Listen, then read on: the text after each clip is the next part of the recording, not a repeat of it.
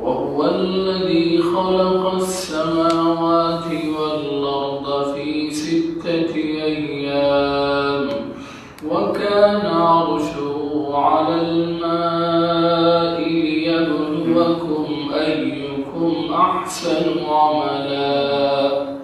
وقال تعالى: إنا جعلنا ما على الأرض زينة لها لنبلوكم أيكم أحسن عملا.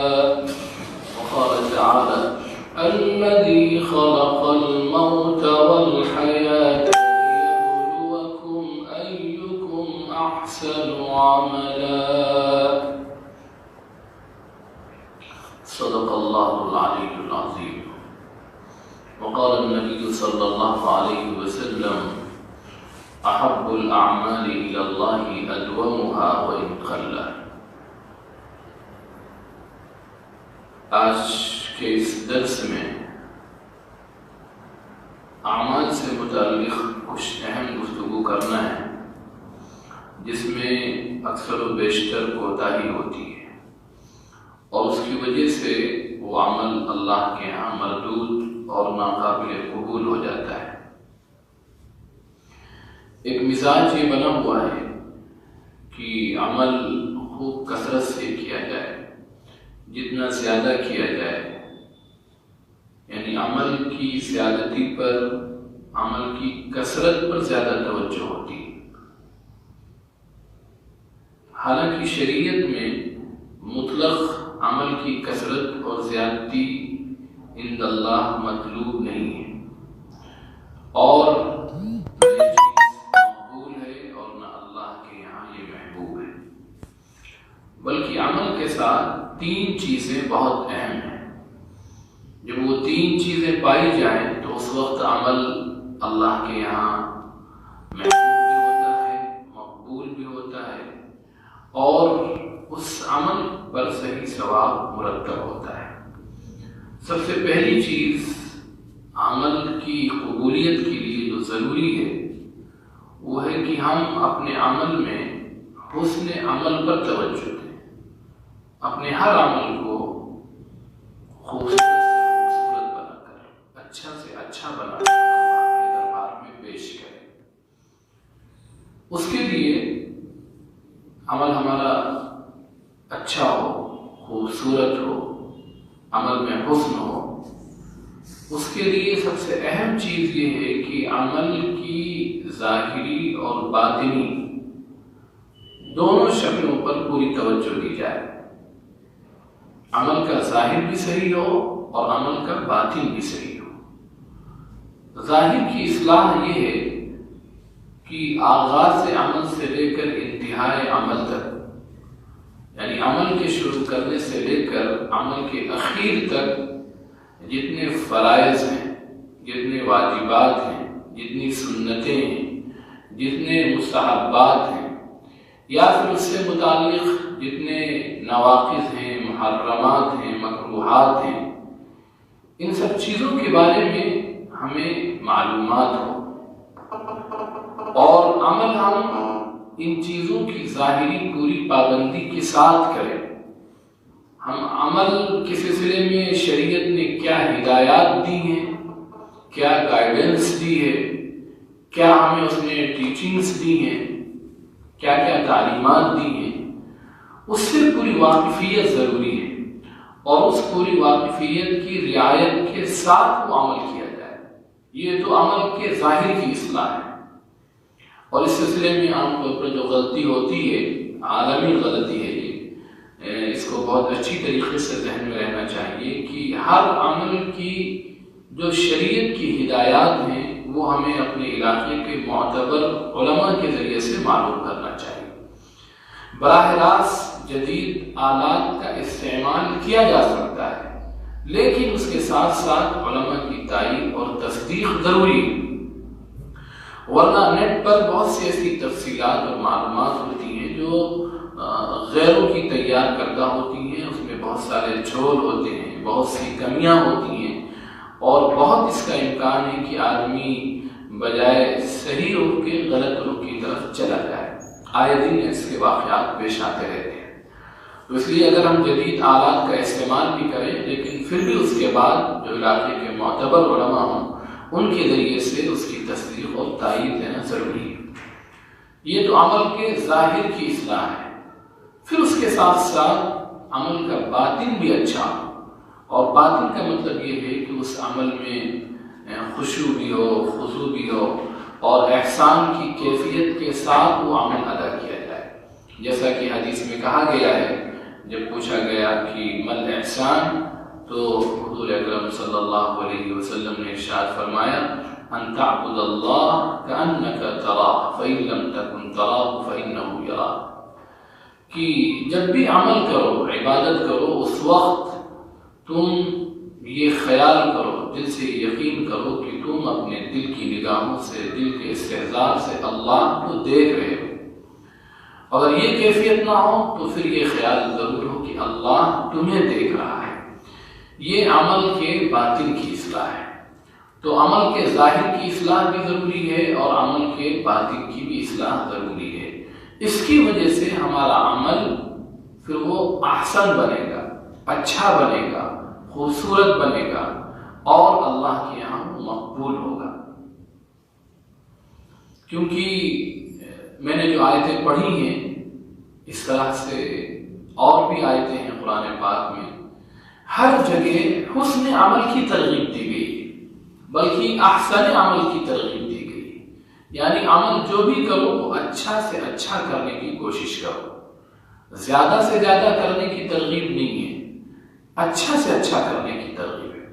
اس وجہ سے اگر حسن عمل کے ساتھ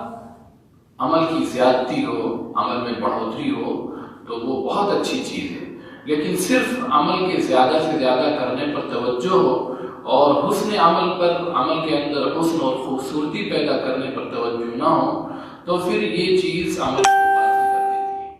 اس وجہ سے عمل کو اچھا بنانے کے لیے عمل کی ظاہری شکل بھی اچھی ہو اور عمل کے باطنی شکل بھی اچھی ہو۔ ظاہری شکل کا مطلب یہ ہے کہ اس عمل سے متعلق جو گائیڈنس ہے اور شریعت کی جو ہدایتیں ہیں، شریعت کی جو ٹیچنگز اور تعلیمات ہیں، ان کی پوری واقفیت ہو، ان کی پوری رعایت کرتے ہوئے عمل کیا جائے۔ اور باطن کی اصلاح کا مطلب یہ ہے کہ ہم دل کے خشوع اور خضوع کے ساتھ اللہ کی عظمت، اس کی بڑائی کے استحضار کے ساتھ صرف اس کے لیے عمل کر رہے ہیں۔ اسی طرح حسن عمل کے لیے ایک چیز اور ضروری ہوتی ہے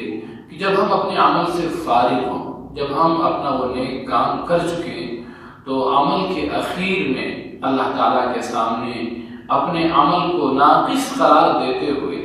اپنے عمل کی کوتاہی پر اللہ سے معافی مانگی جائے۔ چاہے ہم جتنے اچھے انداز میں عمل کریں، اس کے بعد بھی اخیر میں اللہ کے سامنے معافی مانگی جائے کہ اللہ مجھے جیسا کرنا چاہیے،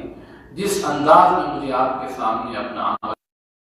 چاہیے، میں ایسا ہوں، میں اس کوتاہی پر آپ سے معافی مانگتا ہوں، تو اللہ تعالیٰ اس کی وجہ سے عمل قبول بھی فرماتے ہیں اور آگے مزید توفیق بھی عطا فرماتے ہیں۔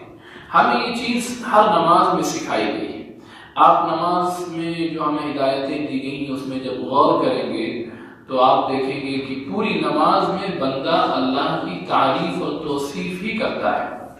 جس وقت وہ نیت باندھتا ہے، اللہ کی بڑائی کی شہادت دیتا ہے، پھر سورہ فاتحہ پڑھتا ہے، اس میں بھی اللہ کی تعریف کرتا ہے، قرآن پڑھتا ہے،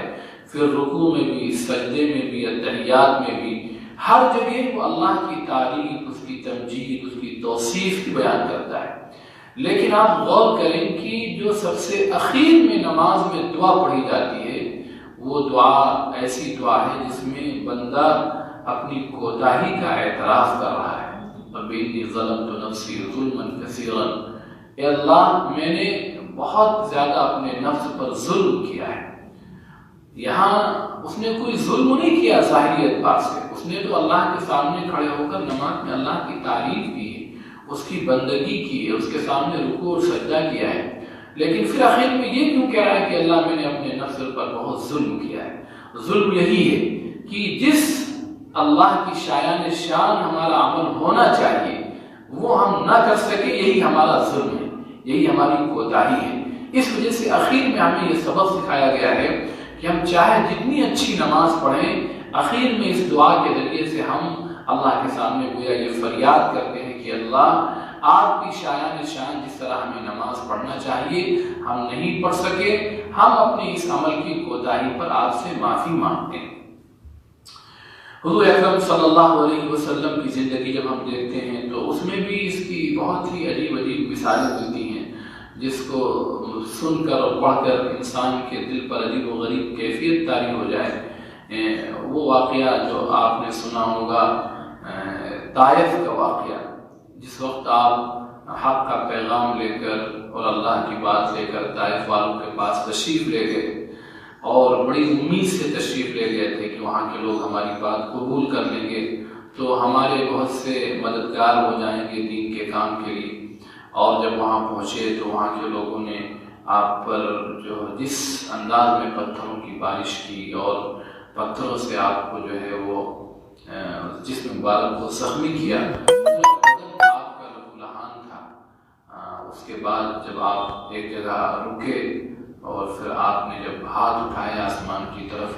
تو اس وقت آپ نے اپنی کوتاہی اور اپنی جو ہے وہ اپنے قصور کا اعتراف کرتے ہوئے اللہ سے معافی مانگی کہ اللہم انی اشکو الیک ضعف قوتی وقلت حیلتی وہوانی علی الناس الی آخر دعا۔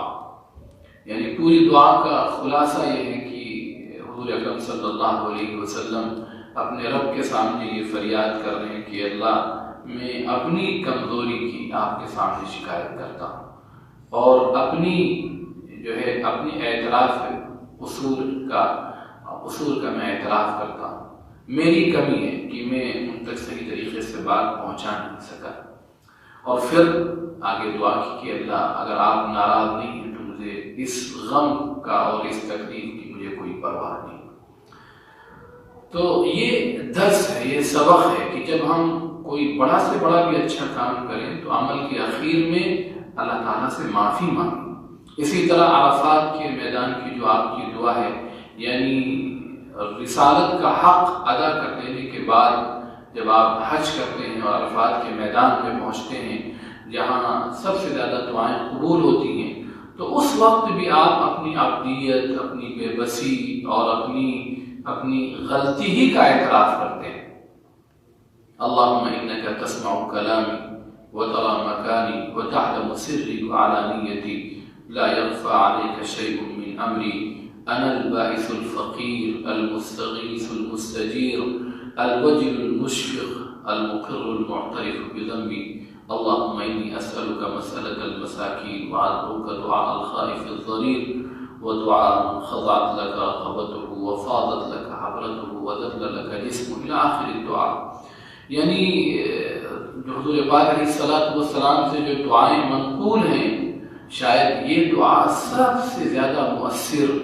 اور سب سے زیادہ جس میں عاجزی اور بندگی اور عبدیت کا اظہار ہے، یہ دعا ہے جس میں آپ اللہ کے سامنے یہ فریاد کر رہے ہیں کہ اللہ آپ میری بات کو سن رہے ہیں اور میری بے بسی کو آپ دیکھ رہے ہیں۔ اللہ میں اپنی کوتاہی کا اعتراف کرتا ہوں اور میں اپنے گناہوں سے آپ کے سامنے لرزہ برندام ہوں اور میں کانپ رہا ہوں، میں ڈر رہا ہوں اور میں اپنے تمام قصور کا اعتراف کرتا ہوں اور میں آپ سے اس طرح دعا کرتا ہوں جس طرح ایک مسکین اور بھکاری کسی سے مانگتا ہے، اور میں اس طرح آپ کے سامنے دعا کرتا ہوں جس شخص کی گردن آپ کے سامنے جھکی ہوئی ہو اور اس کی ناک آپ کے سامنے غبار آلود ہو اور جس کی آنکھوں سے آنسو بہہ رہے ہوں۔ اس انداز میں آپ نے اپنی عبدیت کا اور اپنی غلطیوں کا اعتراف کیا ہے۔ یہ پوری امت کے لیے یہ پیغام ہے کہ جب بھی کوئی ہم اچھا کام کریں اللہ کی عبادت کریں، بندگی کریں، بڑا سے بڑا کوئی نیک کام کریں، تو آخر میں ہم اپنے عمل کو ناقص قرار دے کر اللہ کے سامنے معافی مانگیں، تو اس کی وجہ سے اللہ تعالیٰ فوراً اس عمل کو قبول فرما لیتے ہیں۔ تو یہ پہلی چیز ہے جو عمل کے اندر ہمیں ہمیشہ دھیان رکھنا چاہیے کہ ہم اپنے عمل کو اچھا سے اچھا بنا کر اللہ کے سامنے پیش کرنے کی کوشش کریں۔ اور عمل اچھا بنتا ہے شریعت نے جو ہدایت دی، شریعت نے جو ہمیں گائیڈنس دی، اس عمل سے متعلق جو ہمیں تعلیمات دی گئی اس کی پوری رعایت کرتے ہوئے وہ عمل کیا جائے۔ دوسری چیز جو عمل سے متعلق بہت ضروری ہے، اس میں بہت کوتاہی ہوتی ہے کہ صرف عمل کر لینا کافی نہیں ہے، بلکہ اس عمل کو بچانا بھی ضروری ہے، کیونکہ قرآن میں جو بات کہی گئی ہے بار بار وہ من جاء بالحسنہ کہا گیا ہے، یعنی قیامت کے دن جو نیکی لے کر آئے گا، نیکی کو بچا کر آئے گا۔ اس کا مطلب یہ ہے کہ ہمیں اپنی نیکی بچانا پڑے گی، صرف نیکی کر لینا کافی نہیں۔ ایک آدمی نے بہت نمازیں پڑھی، بہت روزہ رکھا اور بہت صدقات اور خیرات کیے، بڑے اچھے اچھے کام کیے، لیکن ساتھ ساتھ کچھ ایسے کام بھی وہ کرتا رہا جس کی وجہ سے اس کے نیک عمل ضائع ہوتے رہے، برباد ہوتے رہے۔ تو حدیث میں ہے کہ ایسا شخص قیامت کے دن پہنچے گا اور اس کے ذہن میں یہ ہوگا کہ میں نے بہت سے نیک کام کیے ہیں، اللہ تعالیٰ مجھے آج معاف فرما دیں گے، مجھے جنت میں داخل کریں گے، لیکن اس نے کچھ ایسے کام کیے ہوں گے کہ اس کی وجہ سے وہ ساری اس کی نیکیاں دوسروں کو دے دی جائیں گی اور آخر میں اسے جہنم کے اندر پھینک دیا جائے گا۔ حضور اکرم صلی اللہ علیہ وسلم نے ایک مرتبہ سوال کیا کہ بتاؤ میری امت کا مفلس کون ہے، میری امت کا بھکاری اور قلاش اور کنگال کون ہے؟ تو صحابہ نے کہا یا رسول اللہ وہ ہے جس کے پاس پیسے نہ ہوں، درہم و دینار نہ ہوں، وہی شخص بھکاری ہے۔ آپ فرمایا نہیں، میری امت کا بھکاری اور قندس اور فقیر وہ ہے جو کل قیامت کے دن بہت اچھے اچھے اعمال لے کر آئے گا، لیکن اس کا قصور یہ ہوگا، اس کی غلطی یہ ہوگی کہ کسی کو اس نے گالی دی ہوگی، کسی پر تہمت لگائی ہوگی، کسی کی غیبت کی ہوگی، کسی کو برا بھلا کہا ہوگا، کسی کی چغلی کی ہوگی، کسی کو مارا ہوگا۔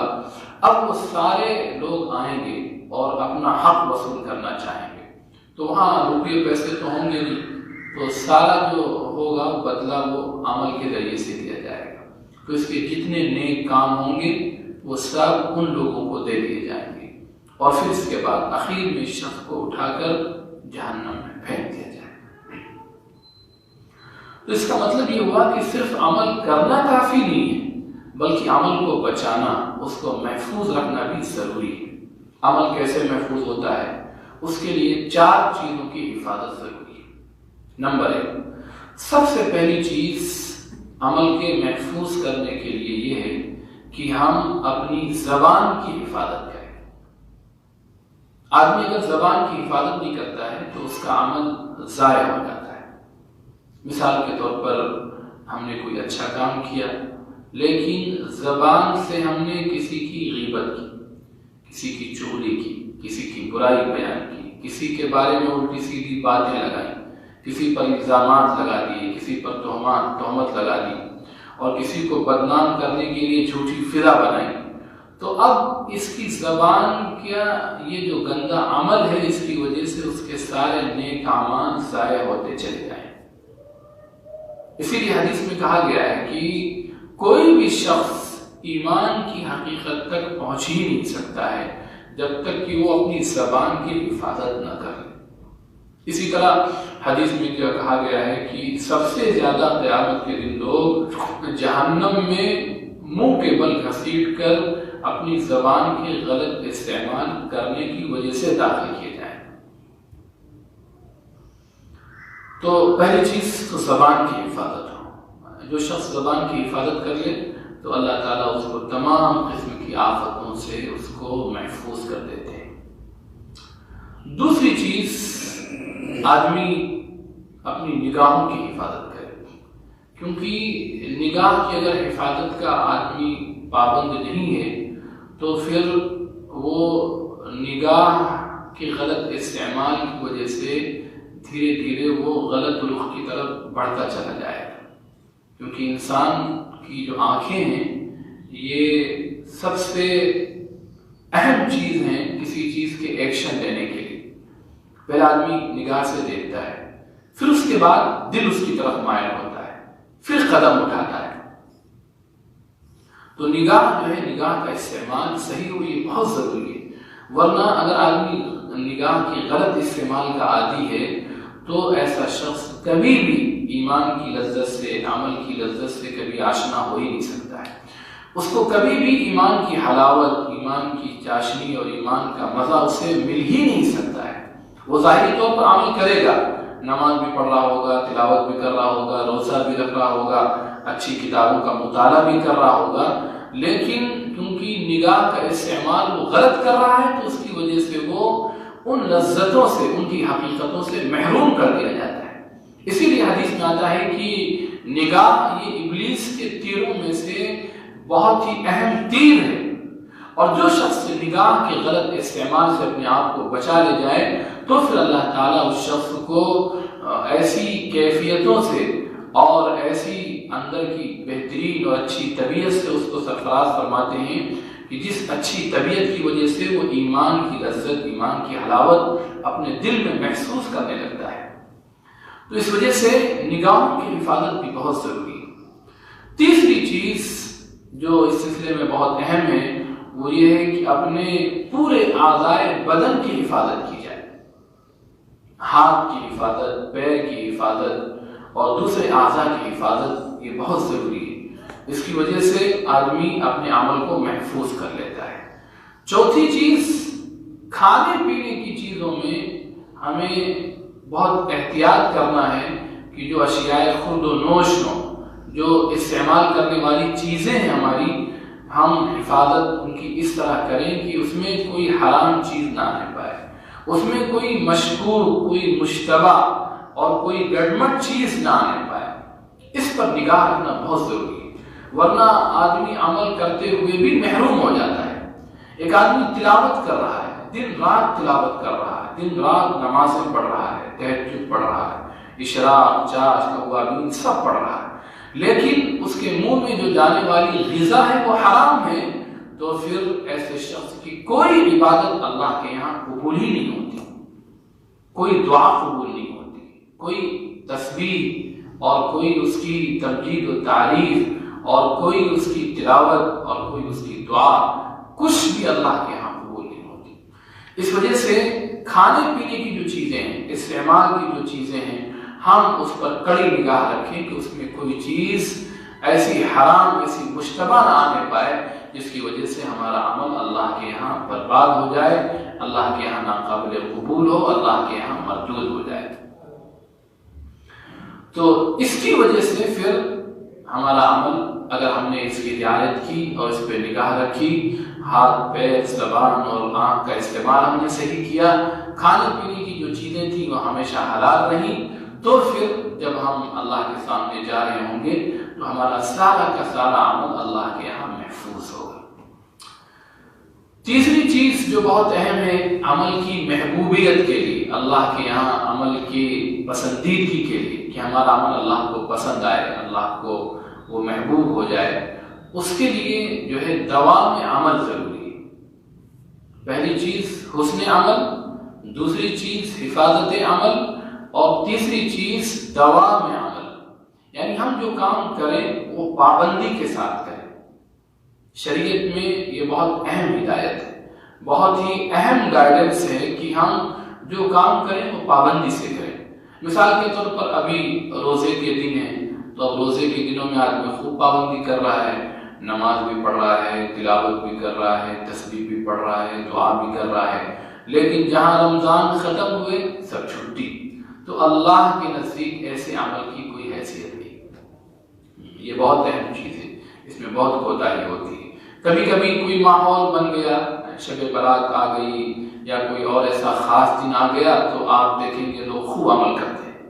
اور جہاں برات ختم ہوئی اس کے بعد پھر اس کی طرح غلط رخ پہ زندگی گزارنا شروع کر دیتے ہیں۔ تو اللہ کو یہ چیز پسند نہیں ہے، اللہ کو یہ چیز پسند ہے کہ آدمی تھوڑے تھوڑے کام کرے لیکن پابندی کے ساتھ کرے۔ جیسے مثال کے طور پر ایک آدمی بہت سی نفلیں نہیں پڑھ رہا ہے لیکن وہ صرف 2 ہی رکعت پڑھ رہا ہے، 4 ہی رکعت پڑھ رہا ہے، لیکن اس نے اپنی پوری زندگی کا معمول بنا رکھا ہے کہ روزانہ وہ 2 رکعت نماز شکرانے کی پڑھتا ہے، یا روزانہ وہ 2 رکعت نماز توبہ کی پڑھتا ہے، یا روزانہ وہ 2 رکعت نماز اللہ کے سامنے اپنی معافی کے لیے پڑھتا ہے۔ تو اگر یہ 2 رکعت پڑھنے کا اس کا ہمیشہ کا معمول ہے، پابندی سے اس پر عمل کر رہا ہے، تو اللہ کے نزدیک یہ زیادہ پسندیدہ ہے اس نماز کے مقابلے میں جو کبھی کبھی کئی رکعت ایک ساتھ پڑھ لی جائیں۔ ایک آدمی کو جوش چڑھا، ایک دم سے کوئی ماحول بنا، کوئی وجہ ہوئی تو اس نے 5-6 پارے تلاوت کر لی اور اس کے بعد پھر چھوڑ دیا، تو یہ چیز اللہ کے یہاں مقبول اور محبوب نہیں، پسندیدہ نہیں۔ ایک آدمی پارا پڑھ رہا ہے لیکن پابندی سے پڑھتا ہے، روزانہ پڑھتا ہے، آدھا پارا پڑھتا ہے لیکن پابندی سے پڑھتا ہے، تو یہ عمل اللہ کے نزدیک زیادہ محبوب اور پسندیدہ ہے۔ بخاری شریف کی روایت ہے کہ احب الاعمال الی اللہ ادومها وان قل، کہ اللہ کو وہ عمل پسند ہے جس پر پابندی کی جائے چاہے وہ تھوڑا ہو، تو عمل تھوڑا ہو لیکن پابندی کے ساتھ کیا جائے۔ ایک آدمی دین کے لیے بہت سا وقت نہیں دے سکتا ہے، روزانہ 1 ہی گھنٹہ دے پاتا ہے لیکن وہ پابندی کے ساتھ دے رہا ہے۔ ایک آدمی دوسرے انسانوں کی خدمت کر رہا ہے لیکن وہ پابندی کے ساتھ خدمت کر رہا ہے۔ ایک آدمی تلاوت کر رہا ہے پابندی کے ساتھ، تو اللہ کو یہ چیز پسند ہے کہ بندہ جو کام کرے وہ پابندی کے ساتھ کرے۔ عام طور پر مزاج ہم لوگوں کا یہ بنا ہوا ہے کہ اچانک جیسے رمضان کا مہینہ شروع ہوا تو خوب اچھے کام کریں، اور جہاں عید کا چاند نکلا بس رات چھٹی، یا کوئی رات آ گئی ایسی مبارک، یا کوئی ایسا مبارک دن آ گیا جیسے محرم کا دن آ گیا تو خوب اچھے کام کیے اور اس کے بعد پھر ایک دم سے چھٹی۔ یہ چیز اللہ کو پسند نہیں۔ ہم جو بھی کام کریں شریعت کا وہ پابندی کے ساتھ کریں، اس میں ناغہ نہ ہو۔ ناغے کی وجہ سے بے برکتی ہوتی ہے عمل میں، عمل کی جو افادیت ہے اور عمل کی جو محبوبیت ہے وہ ختم ہو جاتی ہے۔ تو یہ 3 چیزیں عمل کو قبول کروانے کے لیے بہت ضروری ہیں۔ ایک تو ہمارے عمل میں حسن عمل ہو، یعنی ہم جو بھی کام کریں وہ اچھا سے اچھا بنا کر اللہ کے یہاں پیش کرنے کی کوشش کریں۔ دوسری چیز عمل کو محفوظ کرنے کی کوشش کریں، ایسا نہ ہو کہ ایک طرف عمل کر بھی رہے ہوں، دوسری طرف ہم عمل کو ضائع اور برباد بھی کر رہے ہیں۔ ایک طرف دن میں اچھے کام کیے، نماز پڑھا، روزہ رکھا، تسبیح کی، اور دوسری طرف غیبتیں شروع کر دی، دوسروں کی برائیاں شروع کر دی، دل میں کینہ اور بغض رکھے ہوئے ہیں، تو اس کی وجہ سے وہ سارا عمل اس کا ضائع اور برباد ہو جاتا ہے۔ عمل کو محفوظ کرنے کے لیے ایک بہت اہم چیز جو اس میں اکثر کوتاہی ہوتی ہے وہ یہ ہے کہ ہم اپنے دل کی بھی حفاظت کریں۔ دل کی حفاظت کا مطلب یہ ہے کہ دل میں تکبر نہ ہو، دل میں اپنی بڑائی کا جذبہ نہ ہو، دل میں کسی کے لیے حسد نہ ہو، کسی کے لیے جلن نہ ہو، کسی سے نفرت نہ ہو، دل میں ریاکاری اور شہرت کے گندے جذبات نہ ہو۔ یہ بہت ضروری ہے، ورنہ آدمی اگر تکبر کے ساتھ عمل کر رہا ہے، ایک آدمی سے میرا میں بہت نمازی، بڑا دیندار ہوں اور میں بہت دین کا کام کرتا ہوں، تو اگر یہ گندا جذبہ اس کے اندر آ گیا تو یہ تکبر ہے، اور تکبر کو اللہ تعالیٰ معاف نہیں فرمائیں گے۔ حدیث میں ہے کہ لا يدخل الجنة من كان في قلبه مثقال ذرة من الكبر، جس کے دل کے اندر ذرہ برابر بھی تکبر ہوگا اللہ اسے جنت میں ہرگز داخل نہیں فرمائیں گے۔ اور تکبر صرف مال کی وجہ سے نہیں ہوتا ہے، صرف عہدے کی وجہ سے نہیں ہوتا ہے، صرف منصب کی وجہ سے نہیں ہوتا ہے، بلکہ تکبر بعض مرتبہ اچھے کاموں کی وجہ سے بھی پیدا ہو جاتا ہے کہ میں بہت دیندار ہوں، تو بڑا نماز کا پابند ہوں، یہ تو نماز پڑھتا نہیں ہے۔ تو اگر ہمارے اندر یہ جذبہ آ گیا اور کسی کو ہم نے حقیر سمجھا، کسی کو معمولی سمجھا اور اپنے آپ کو ہم نے اچھا سمجھا، تو یہ وہ تکبر ہے جس کی وجہ سے اللہ اس کے نیک کاموں کو ضائع کر دیتے ہیں، اس کے نیک کاموں کو قبول نہیں کرتے ہیں۔ اس وجہ سے تکبر سے اپنے دل کی حفاظت ہو۔ اسی طرح ریاکاری سے، شہرت سے، یعنی ہم کوئی اچھا کام کر رہے ہیں، دل میں نیت یہ ہے کہ دوسرے لوگ دیکھیں، دوسرے لوگ ہماری تعریف کریں، تو یہ وہ شہرت کے گندے جذبات ہیں جس کی وجہ سے آدمی کا نیک عمل برباد ہو جاتا ہے۔ اس کو ایک رتی کے برابر بھی ثواب نہیں ملے۔ اب اس سے بڑی مثال کیا ہو سکتی ہے؟ میں ایک مثال دے کر اپنی بات کو ختم کر رہا ہوں کہ حدیث میں ہے کہ قیامت کے دن شہید کو لایا جائے گا. شہید سے درجہ کسی کا نہیں ہو سکتا ہے. یعنی شہید وہ شخص کہلاتا ہے جو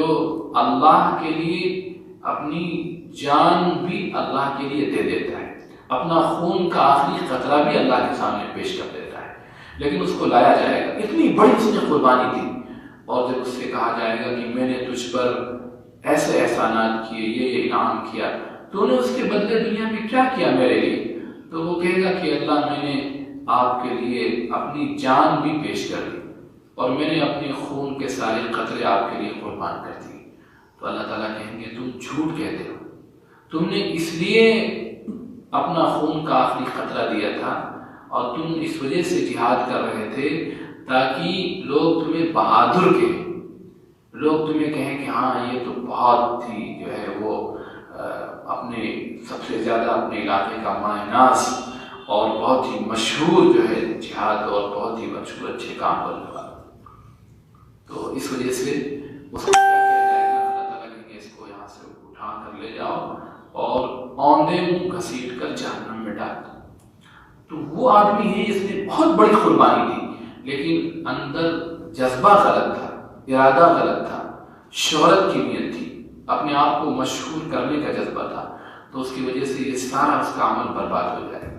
اس وجہ سے ہم اور آپ جب عمل کریں تو دل کے اندر ہمارے جذبات اچھے ہوں، اخلاص ہو، للہیت ہو، اللہ کے لیے کرنے کا جذبہ ہو، تکبر نہ ہو، حسد نہ ہو، جلن نہ ہو. تو پھر اس کی وجہ سے ہمارا عمل محفوظ ہو جائے گا، اور اس عمل پر اللہ کی طرف سے پورا کا پورا ہمیں ثواب عطا کیا جائے گا. یہ باتیں جو عمل سے متعلق تھی بہت اہم تھی. اللہ تعالیٰ مجھے اور آپ کو ان باتوں پر عمل کی توفیق عطا فرمائے.